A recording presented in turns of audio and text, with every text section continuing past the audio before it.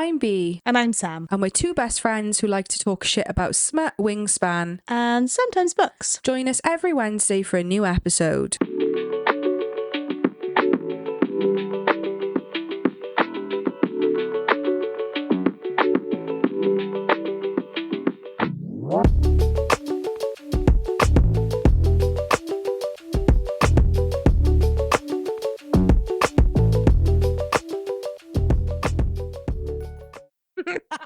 Nice. Nice. Hi. How many times this episode are we going to say that? Nice. We did start. We've had a lot of Taylor Swift recently. Considering I'm not a Swiftie. Yeah. We started episode 22 by singing. Yeah. Singing. Episode 27. Is it 27? Yeah. We did try and count, didn't we? 24 was Quicksilver, 25 was Carly Hart, 26, this is 27. Wow. Reckless, baby. Yeah, we did say last week that we were going to be doing Powerful and then Reckless. Yeah. And if you listen to our Powerless episode, you will probably know that we really wanted this to be good. Yeah. We really wanted to like this.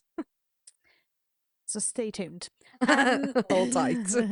We have hit 12,000 followers on TikTok. Yeah, flipping heck, that came from nowhere, didn't it?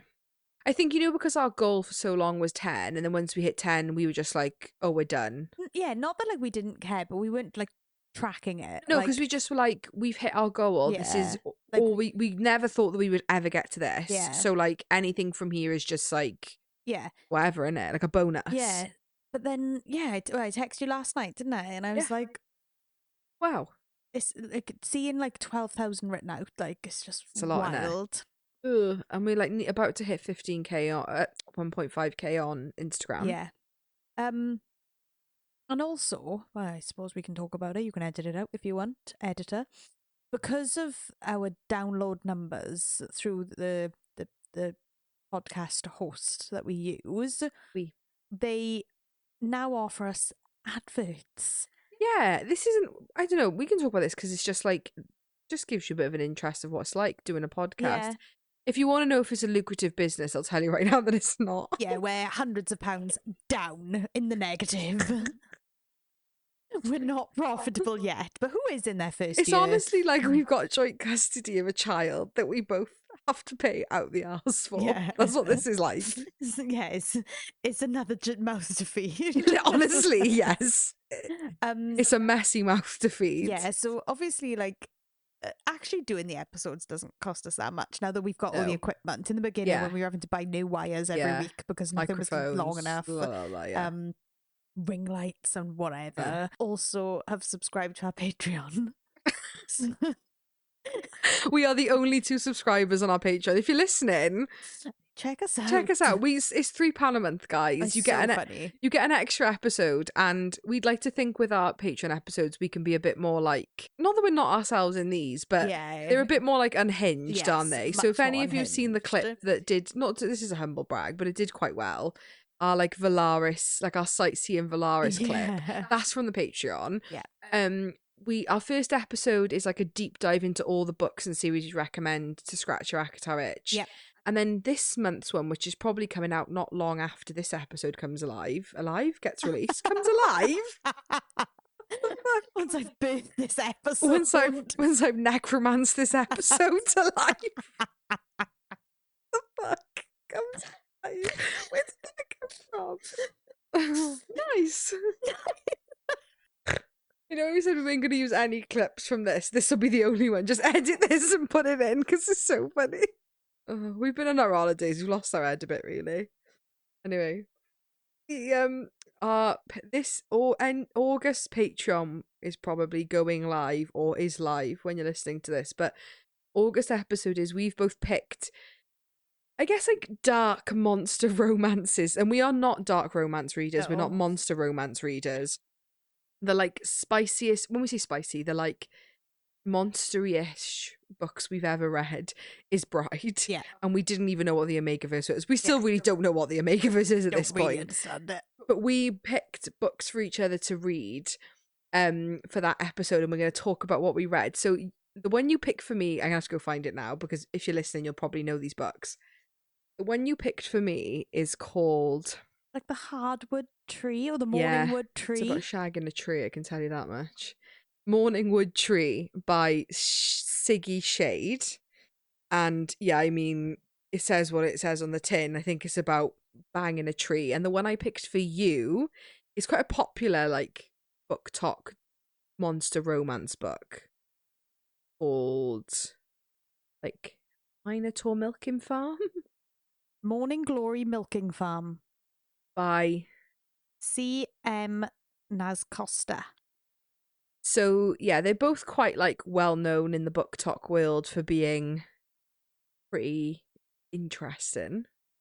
So we're going to read those and just spend an episode, like, when we say, like, talking shit, we don't mean in, like, a bad way. By no means are we critiquing these books in any sense. Yeah, we're not book critics.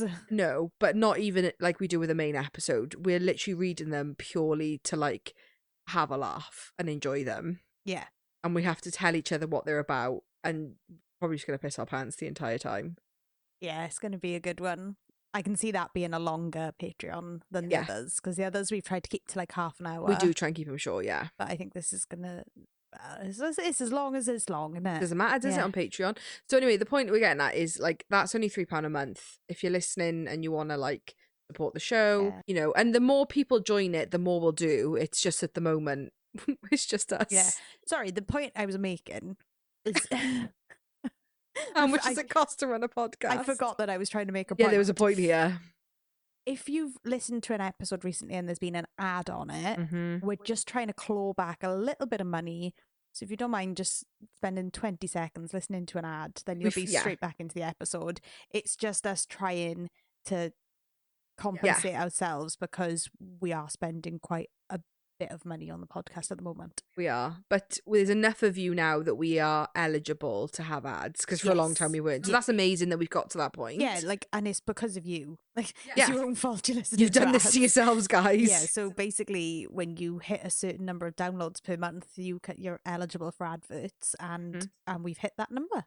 So we've made all 13p to date. No. Oh, we had more recently, yeah, sorry. It was 13 cents, our first ad, and then the second ad was $1.11. Big ball in. So what's that in total? $1.24. So in like 30 years, we'll maybe make back a month's worth of the outgoings. We'll get there. But this is just a bit of an insight of what it's like to run a podcast. There's probably some people out there that run a podcast and it doesn't cost them a penny, and you can do it without costing a penny. We're just lazy. We're lazy girlies. To be fair, the Buzzsprout is class. Yeah, it is. That a video editor is also class. Opus. I keep calling it OBI. I don't know why I keep calling it OBI. Like Obi-Wan Kenobi. Obi-Wan Kenobi, you're my only hope. So that was... Yeah, that's our intro. That's our intro, guys. Anything Welcome else to you the want to internet. I can't think of anything. Patreon episodes don't have ads. Just cost you £3 a month. Yeah, that's, you know, it's a bargain for no ads.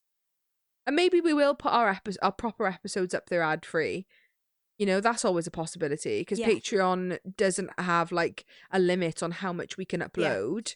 That's a good point. Also, by the time this episode comes out, we will be in the Matching Tattoo Club.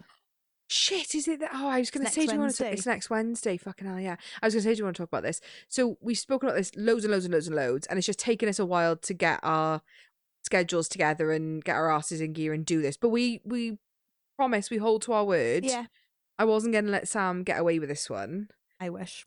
So we are having our matching bookish tattoos next Wednesday. Do you know where on your body you're putting yours? Well, I'd said to her on the back of my neck. Oh, okay. But I actually have got a big gap by here now that I'm looking. Yeah. So I think I might actually stick it by there. I don't know. See what she thinks. Which way though? Oh, this way. Like, whether it would look better on the back of my neck or the top of my. Go in like fleshy thigh to try and not hurt as much. Yeah, I can't wait for this. I can't wait to film you crying. It's such good TikTok content. It will be me crying for however long it takes. We'll do a little, not a vlog, we'll do a little... Yeah, come get tattoos. Come get tattoos with us, and then we can watch Sam cry. That's going to be our first fucking viral video with our faces in it. Me crying. Crying, getting a tattoo. Can't wait. Great. But it's fine line. You can't moan.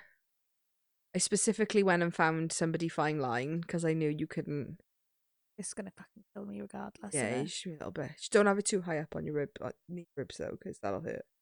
No, I'm going on my leg. No, that's what I mean. But the further you go up, I want it like fleshy bit on your thigh, really, yeah, not like so much your hip. Yeah, it'd be fine. Yeah, you'll live. So yeah, by the time you listen to this, you would have had him. So I wonder what you would have been like. Probably a little so bitch. if you haven't seen the video, it will be on TikTok by now. So go look for it. And maybe I wasn't crying. Maybe I've surprised everyone. No, you were hard as fuck. You'll see the sweat running down my temple. I won't be able to wear makeup. Yeah. I can't believe that's next week. That's come around so quickly. No. So yeah, that's what's happening here at A Pod of Smut and Wingspan. HQ. So, we are here for Reckless. We're here for Reckless. That's so Welsh. We're here for Reckless. We're here for Reckless, we are. Yeah, last week was Powerful. Yeah. Oh, that was not very demure.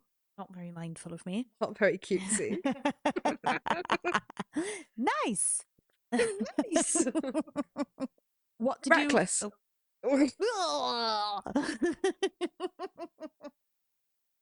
We're keen tonight, aren't we? Reckless.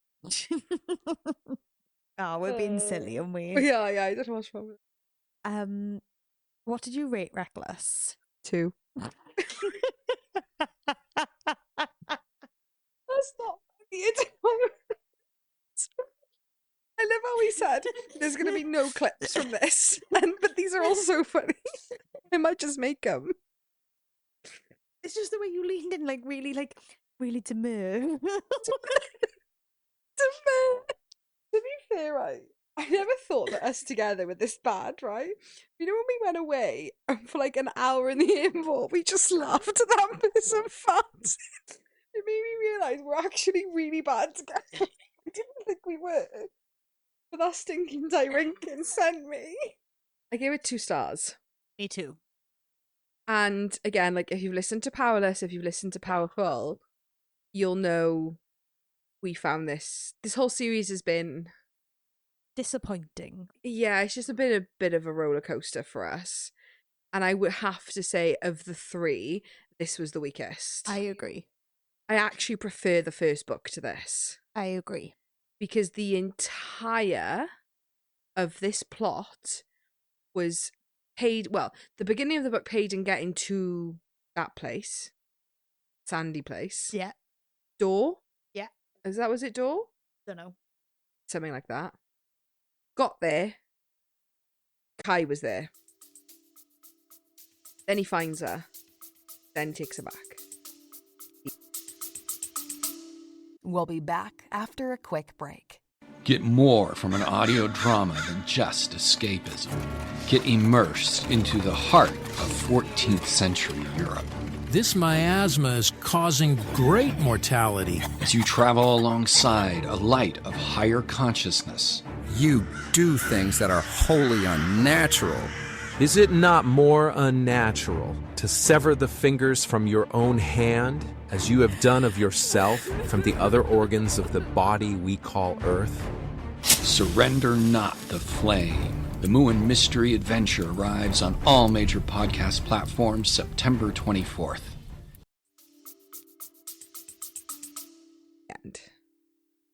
It made me laugh because, it's her travelling across the sand on her own. Yeah. And then also Kai travelling across the sand with all his soldiers. Mm-hmm. And then Kai getting her, bringing her back. So they're coming back across the sand. Then she gets saved and they go back across the sand in the other direction. And then Kai comes back, sees her in a fighting ring, and then decides we're not going across the sand. We're taking another route home. But in the end, they get back to where they fucking started. So, did we need those 4 trips back and forth on the sand? I agree with you. What also doesn't help is, from a map perspective, pretty much, the way that they were travelling is literally just a straight line, back and forth, right? So when you're talking about terrain, when you're talking about journeys, there's no, I know it sounds silly, but there's no peaks and troughs. Does that make sense? No.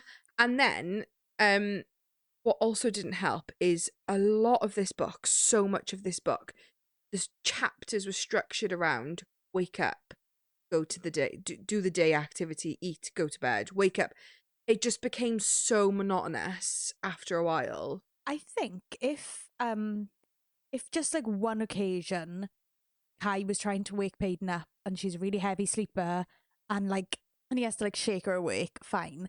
But when it's the start of every day is him trying to wake Paedyn up, I'm like, oh, I'm sick of it.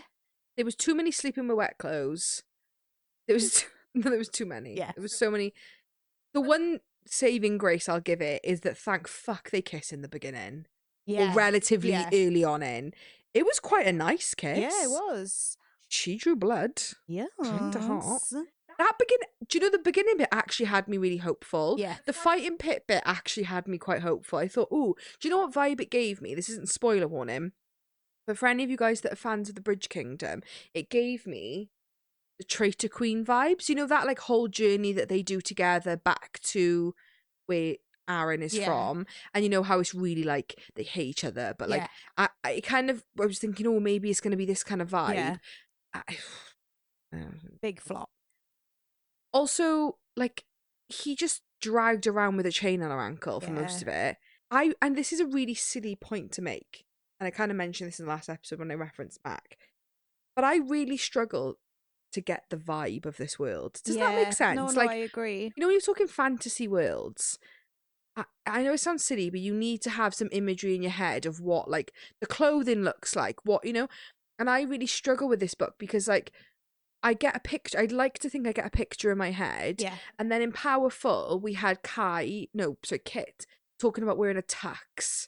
Well, I completely forgot to mention this in the last episode, but it's relevant right now. When Kitt talks about a tux, and that spun me out because that seems way too modern. Yeah. Makota, or Mac, talks about his vest being made of spandex. He literally says the word spandex. I don't remember that. He says spandex. You don't have spandex in magical worlds. No. And then in ye olden days, back in ye olden days, you don't have spandex.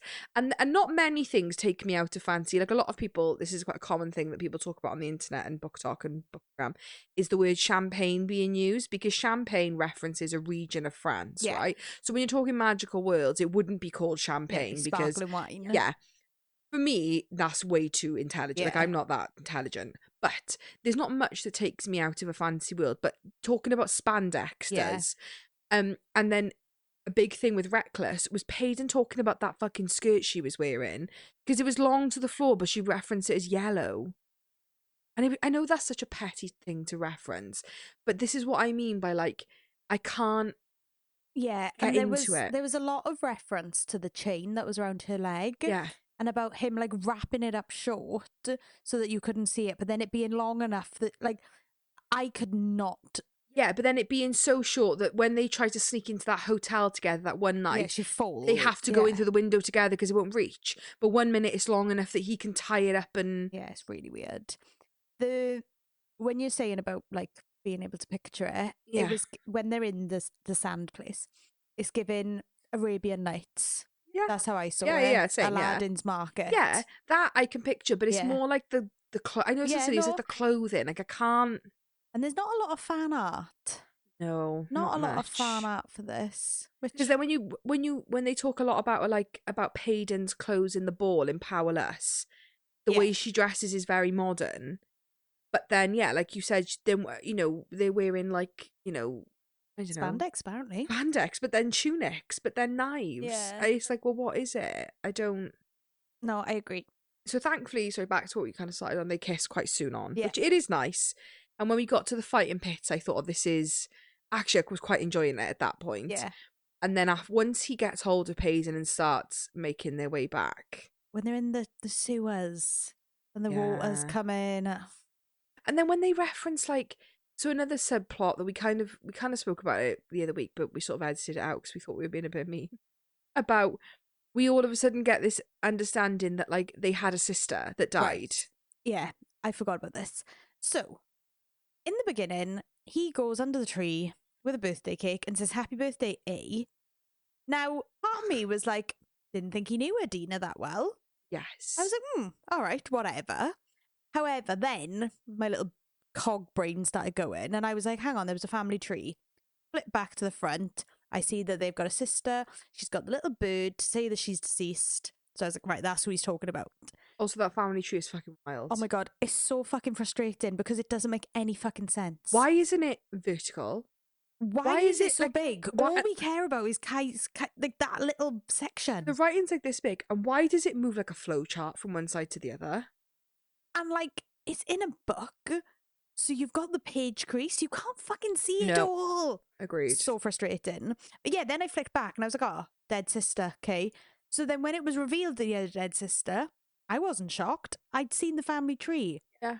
You want that to be a revelation, put your family tree at the end of the book. But what was the point in him having a dead sister? It gave nothing to the plot, unless there's a huge payoff for that in book 3. But if there was, why wasn't it referenced in book 1? Ridiculous. And then we kind of talked about this before, but when he talks about like, oh, that's why I kiss your thumb, because I did it to my sister. Yeah, I used to kiss her digits. 5 this episode.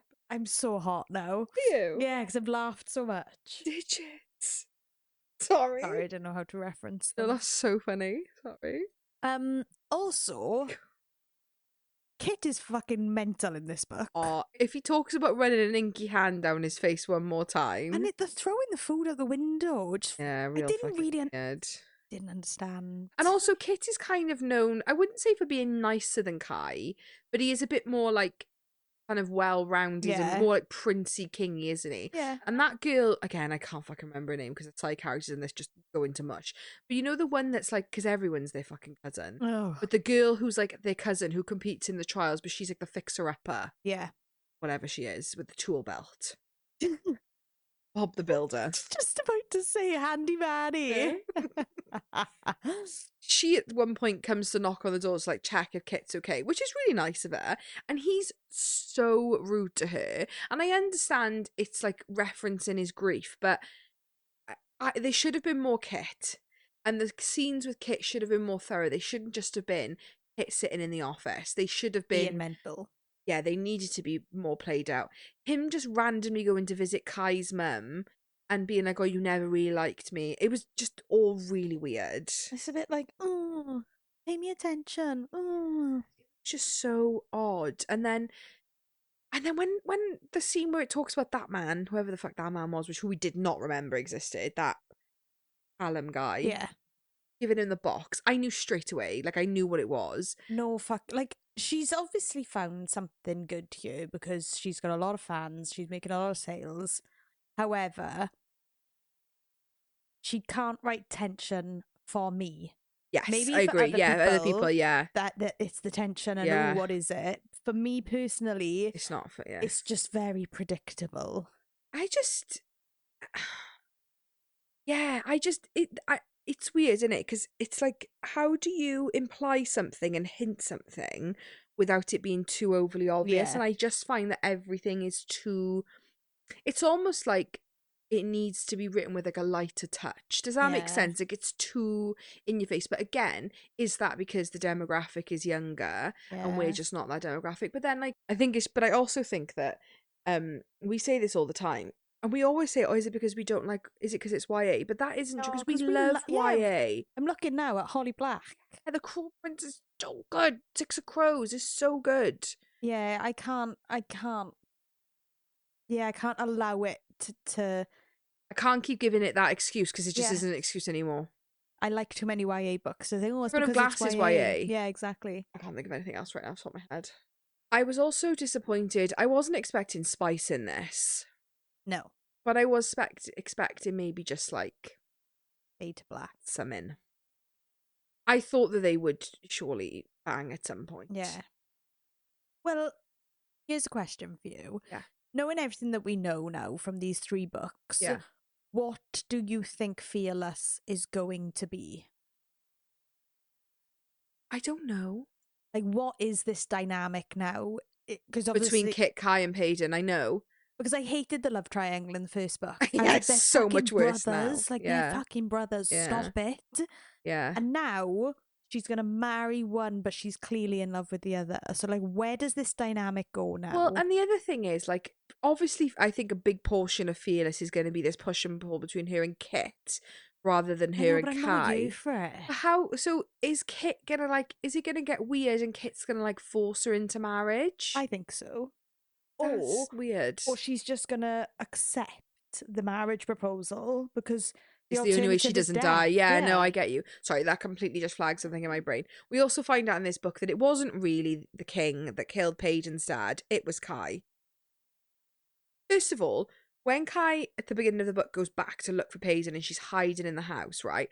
He's obviously been to Paedyn's house at least once. How does he not remember that's where he did his first kill? If he remembers, like, but he remembers, you would remember your first kill. You wouldn't forget anything about it. Your first job as the enforcer. And you never clocked that was her dad.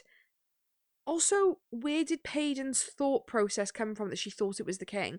Because the whole reason why she doesn't like Kitt, not Kai, is because Kitt has the king's eyes, not Kai. So how are you confusing the two? Also, I watched a TikTok video today about this, another podcast called It's Fate, but it's about like Fae podcast, who were the ones I talked about a few weeks ago that were the ones who came up with like a really coherent argument about Reckless, which we are not those people. Yeah. They're great. I watched their TikTok today, and timeline-wise, it meant Kai would have been 14 doing his first kill. So wouldn't she know the difference between a 14-year-old stabbing her dad and like a 50-year-old man? It's fucking stupid. There's so many continuity issues with these books. Yeah. I can't. The fact that he fucking burns her house down as well is wild. Oh, really? But then he also is deeply in love with her, and I'm so confused. I'll tell you what I did like in this book. It didn't surprise me, but I liked it. Is when she's reading her dad's journal and she realises, the mortals aren't, there is no plague. And that they're not her parents. Oh, yeah, I forgot about that bit. Yeah. I didn't expect that, actually. No, me either. That was quite interesting. But the bit I found interesting was like, obviously we knew that the mortals didn't have a plague because otherwise Paedyn would be killing everyone around her. So, like, we knew it. It wasn't a surprise, but, like, having that confirmation, obviously Kai seeing it written down, realising that he's been killing people who... For nothing, effectively, I quite like that little scene of her reading her dad's journal. Yeah, I agree. The other thing I did really enjoy, but it was just not enough of it, is when she's at the desert. I think, can't remember if she's going to or from, fuck knows which direction she's going to at this point. To Door, or it might not be called Door. We're calling it Door. It probably isn't called that. It could be from a completely different book. But I was going to say, isn't Door in Throne of Glass? I don't know. One of the places. When we did Powerless, I kept talking about things, and you were like, "No, that's Fourth Wing. No, that's Fourth Wing." Yeah. When she's going to the sandy place, yeah, that the rebels that were her friends find her. But again, that actually broke it up for me, and I thought, cool, this is where it goes. And then it's like this, it's like a teeny tiny section of it, and that's it. Yeah, and then she got kidnapped from them. Yeah, no more reference to them. Don't know if they're alive, dead. Who knows? Yeah, gone. That could have been such a bigger portion of the book. I tell you what was also interesting from that part is the children who, like, their powers haven't fully manifested. They're like mixed, aren't they? Yeah. So, like, they have like half of the power. Like, that was really interesting. Very interesting. And I wonder if Paedyn has a power like that. Well, because I would be shocked if we got to the end of this series and she doesn't have a power. I would actually prefer that, though. I would. It's called Powerless. So if then she gets a power, I think I'd be a bit fucking miffed off. Yeah. However, I think that she could be one of these like half things. 100%. And like she just doesn't realise, like, I don't know, maybe. The other thing, we didn't mention this in our Powerful episode, but it's just sprung to mind, is Paedyn's hair is obviously very unique. Wasn't it interesting that Mac has a streak exactly like Paedyn? Yes. I did think, like, I wonder if that's like a thing. Yeah. Is there something to do with Paedyn and Mac? Are they from, like, I don't know, the same maybe type of people? Yeah. Like, I don't know, it was all very... Ooh. Yeah, I wonder if in Fearless we'll have like an origin story. Yeah. I wonder if we'll have another novella. I think it needs it. Yeah, I agree. I think this series needs a bit more material. And if you listen to our Powerful episode, you'll know that we said that was our favourite of the three so far. I wouldn't be mad at that at all. I think it needs it. But yeah, Kitt going full unhinged was real weird. Just wasn't very Kitt, was it? No. It was, and like I get like grief affects people in different ways, so like I can't say yeah, it just felt really out of character. It felt really forced. Yeah. And then like him going to see the cook. Then he was like really rude to her. Yeah. And the whole thing about Kitt in book 1 is not that Kai is rude, but Kitt is just the more kind of like, I don't know how to describe him, but more like friendly, like personable. Yeah, he is. That's why he's like next in line for the throne. He isn't like grumpy like Shadow Daddy, you know. Yeah, he's not killing people, is he? Exactly. Like, you know, that's not him. Yeah, you know, what's his goal with wanting to marry Paedyn? Really weird. Because sorry. Like, yeah, like what is the goal there to wanting to marry Paedyn? Like, what does he think he's going to get out of that marriage? So I think about this book always reminds me, I've spoken about this before, these Hollow Vows duology. And again, no spoilers for these books, but that is a love triangle between brothers, right? That's not a spoiler. That's like from the get-go, you know that's what it is. But and I don't love triangles, right? But it's done so much better because there's a genuine reason why you contemplate, or maybe it's this one, maybe it's this one. Like she actually has, when I say a relationship, not necessarily physical ones, but there is enough of a relationship there for you to be like, oh, she could pick either one. Who knows where this is going to go? Paedyn is never going to pick Kitt. The only time it's because she's forced and had to do it. I haven't got a freaking clue what Fearless is going to entail. I literally couldn't tell you. I couldn't. Yeah, and I couldn't tell you like what the reason is. No. Because at least with when we finish Powerless, taking Powerful out of the equation, you knew, oh, well, she's just done a runner. Yeah. So pretty much most of this book is going to be like a chase. Also, she didn't run very fucking far. She's in her family home. Oh, for the first bit, yeah, at the beginning of Reckless. She's in her family home. Like, I know. Surely that's the first fucking place he's going to check is where you fucking lived. Also, do you find it really weird, again, having read Powerful now, that like her and Adina lived on the streets for 5 years when she just had a lovely house sitting around doing nothing. And she says, oh, I couldn't go back there because it was too disturbing. But as soon as you run away from the trials, that's the first place you go. So fucking sense. Yeah, so fucking weird. I don't understand it. Yeah, and then she's fucking shocked when he shows up, and I'm like, what, to your family home? The other thing I found really weird about this, and again, it's a tiny thing, but this is what I mean, but it put the continuity issues really throw me, is I'd kind of forgotten that the king carves an O into her chest when they're fighting. And then there's certain points where like she's talking about bathing and she's worried because he sees it at one point, doesn't he? But then there's other references multiple times before that where she's just in like a bra and he never... So where is it then? If he doesn't see it one day but he can see it the next, like, where was it? I'm confused. Yeah.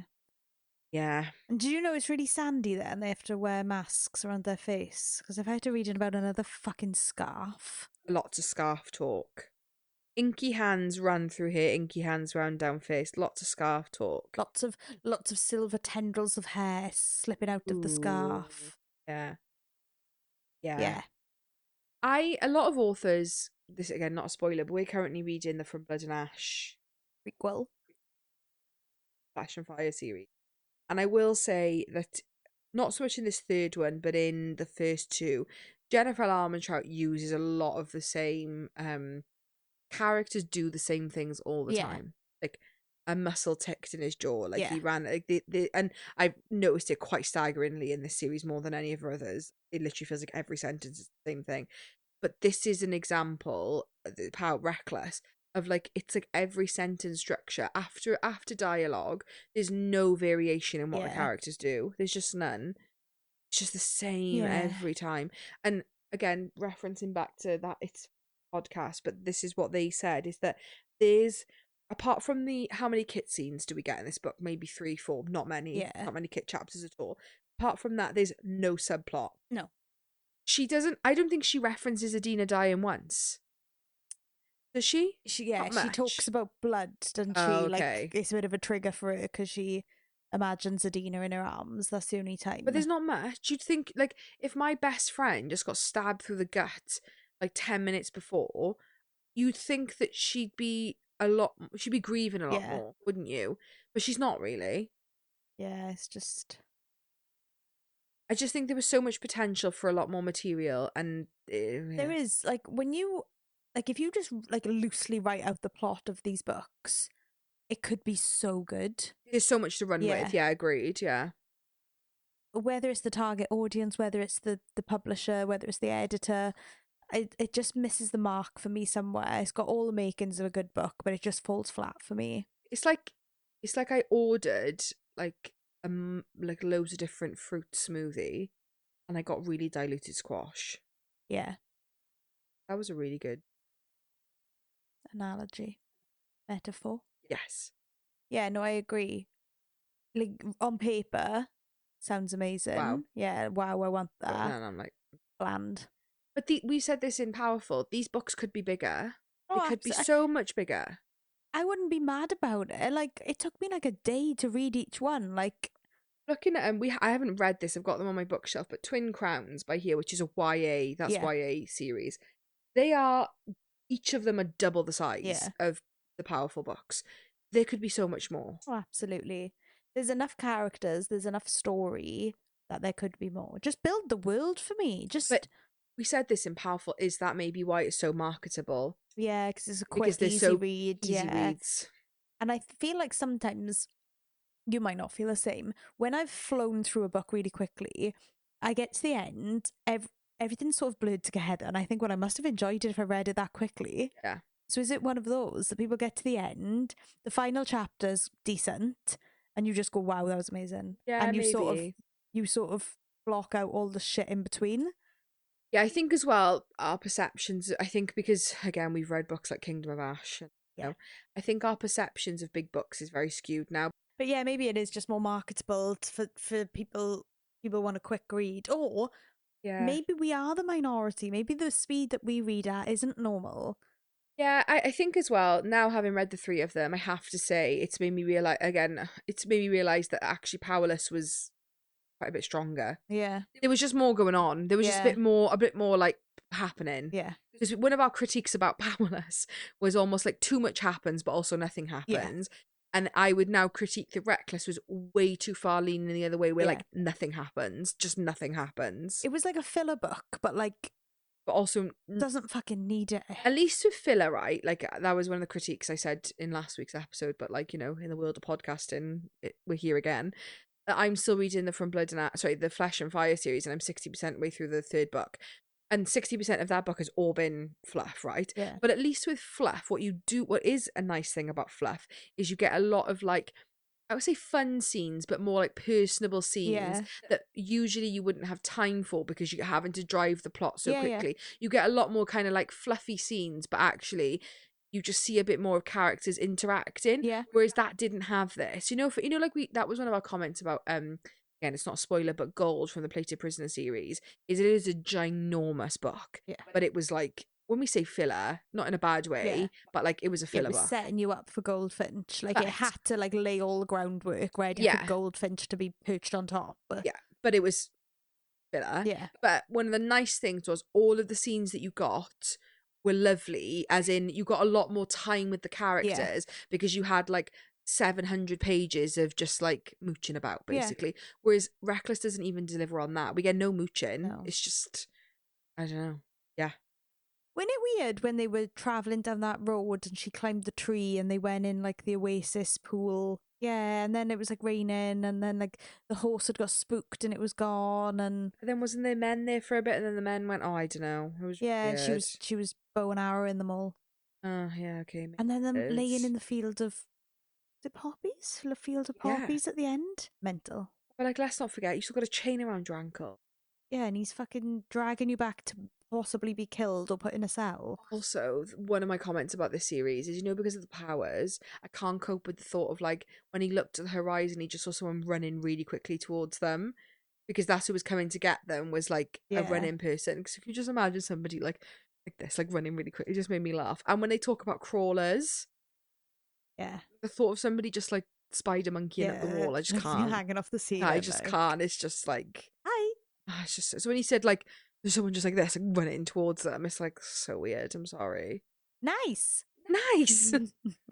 Yeah, I mean, if you listen to our last two episodes, I don't think it was going to be a big spoiler. Yeah, nobody's sitting here gasping that we haven't liked Reckless. Like, but I will say, I know we said it in Powerful, but I just feel like I need to reiterate it. Good for her. Like, Oh, yeah. She's found the market. She's found her target audience. She's built something really amazing for herself. It's just not for us. No. We're by no means book critics. Like, no.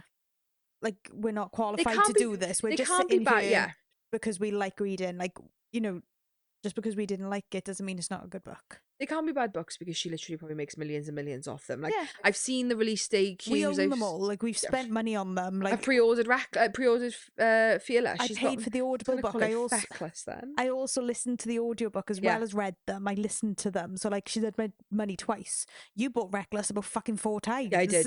I bought about 5 versions of it. So, like, just because we don't like it, you know, we're not trying to shit on her. We did not like it enough to DNF. No. We read all the books. I'm going to keep going. I need to know how this ends because I'm like fascinated. We are quite fascinated by these books, actually. They're almost like, they're a bit like our Roman Empire, but in a weird way. I just can't stop thinking about them. Yeah, but like, you know, we're by no means shitting on her because good for her. Like, that's not the point of us not liking them. Yeah. And we said this in Powerful, but like, I actually would recommend them to a certain demographic of people. Yeah. If you're not into high fantasy, you've never read fantasy, so the worlds don't make sense to you, the magic systems don't make sense to you, then Powerless is a good gateway. Yes. I'm going to say gateway drug then. No, not a gateway drug. But yeah, no, I agree. I think, like, when I said to you that people have asked me, I'm thinking about reading it and they've never read fantasy before, I actually said, do you know what? You actually might like it because it is that, like, diluted enough. Because when you're going in, you're not expecting a gigantic world and all this lore, and maybe reading spandex doesn't put you off, you know? Yeah, well, like, not that it doesn't make sense to you, but like, you're so new to the fantasy world that those kind of continuity things don't come into your mind, whereas for us, we'd be like, that would never fucking happen. I think if I read this, when I say YA, I think if I was like 15, 16, 17, I wouldn't have liked this. But I do wonder if I read this when maybe I was like 13. Yeah, no, I agree. I actually might have liked it. Yeah. And we said this in Powerful. We're going to reiterate it again. This is the last series that we do where we're like not keen on the books. Yeah, we're not going to do it anymore. If we don't like the book, we're not going to talk about it. Not that we're not going to give it the time, because still going to read books that I don't like, because you never know, do you? Yeah, but like, we don't enjoy sitting here talking smack.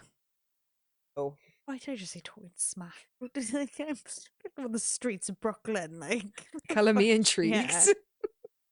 We've had loads of ones tonight. What is wrong with me? Nice. But yeah, we're not going to do it anymore. No. We're just going to come to you with the enthusiasm of loving a book, like we were about Spark of the Everflame, because that series, like, it had us in a chokehold. Every time we sat down to talk about it, we were fucking buzzing. We've had so many corkers the last few weeks. Like, if I think we would do a shit book, wouldn't we? Yeah, we would do a We were. We've had Spark of the Everflame, which is just life changing. We Promise of Peridot, first of all, that was like the big one of the year. Yeah. Then we had Spark of the Everflame. Then Quicksilver came out of fucking nowhere and blew our socks off. Why'd you keep being mean? What's wrong with blew our socks off? I just didn't know what you were going to say, sorry. It did blow our socks off. It did? And then, I know I had already read it, but I feel like you reading it rekindled my love, was the Book of Azrael series. Like, that book too was just fucking 10/10. Gods and Monsters, like... 5-star. It was a 5-star read for you, book 2, Dawn of the Cursed Queen. Inject it into me because it's fucking amazing. What's book 2? Throne of Broken... Yeah. Oh, I got it wrong around, sorry. No, Dawn of the Cursed Queen. Yeah. That's book 3? No. I think Throne of Broken Gods is book... Throne of Broken Gods. Throne of Broken Gods is book 2. We were like looking at it. What's wrong with us today? I don't know. I swear this is our first episode. Literally. Is this thing recorded on Friday. I don't know what's going on. Yeah. Tired we are. We are. Warm as well in this room. I'm literally freezing, but Sam's having them. It's because I've been giggling. Yeah. So, we've had a lot of corkers. Yeah. Like we said, we can't love everything. No. How boring would that be if we just loved every single book? It would just get so tedious. So... Yeah, agreed. So we've now got a bit of a break in the next couple of weeks. We've mentioned we've got some kind of like we say non-book, but like we're not doing individual books per episode. Yeah, we're not going to sit here and critique. We're going to have a bit more fun with some of the episodes that we've got coming up. And then it's not until, I think it's like middle October, we start doing When the Stars Are Light by Camilla Andrew. I think we have a book before that, though. Really? A book? Just getting our shared calendar. Is it? Like, not what we talk about this week. A book? Oh, no. Yeah. We've got Wingspan, Bookish Babes, Bookish Dad, and then Camilla Andrew. Yeah, we have. I don't know which order that it might not be the right order. Exactly what you just said. Oh, it's just Bookish Babes first, then Bookish Dad. Yeah.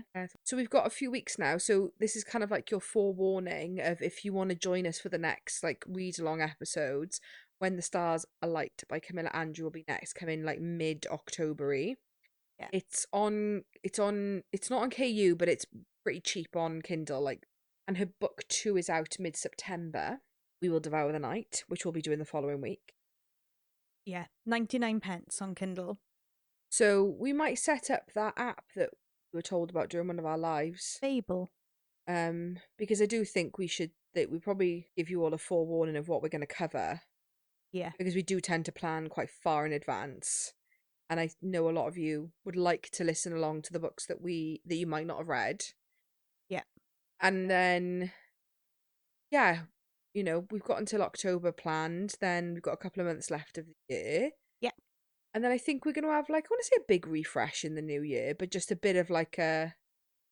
Yeah, we'll have another business meeting. Are we going to have... Yeah, we're going to try and, like, wrap up the year early in terms of get all our recording done, get them all scheduled so that we can enjoy our Christmas. And then in the new year, we're going to just, like, try and make a plan, at least for, like, the first 6 months of the year, I think, sort of plot out, like, where we want the podcast to go, what we'll do. Mm-hmm. And obviously March, I think it's March, will be 1 year of the podcast. So figure out what we want to do to celebrate our little baby turning 1. So join us next week for our Wingspan comparison draft episode. I'm really excited. Me too, I'm really excited. I've got some really good ones. I'm really looking forward. We need to, obviously we'll discuss offline, but we need to discuss like how big our team needs to be. Yeah. Because then obviously you need double the amount in case the other person takes all of it off. Like if we're going to have teams of 10. I didn't think about that. If like both of us need a team of 10, say, then we need 20 in our list because the other person could take one. Then you need to fill that person back in. Yeah, there's a lot of brain work that goes into drafting. Honestly, I need to find some of the ones that I watch on TikTok and send them to you so that we can. Like there's these 2 boys and they just do like soft drinks. I'm sure you've sent them to me before. And he's like, okay, give me Coca-Cola. And he's like, okay, if you're taking Coca-Cola, I'm going in with a Fanta orange. And the other boy's like, this like it's just the way they act. Funny. Like when one of them takes something that the other one wants, it's really funny. Okay, I'm excited. Yeah. Okay. Bye. Thanks so much for listening. Follow us on TikTok and Instagram @apod of Smut and Wingspan. See you next week. Bye.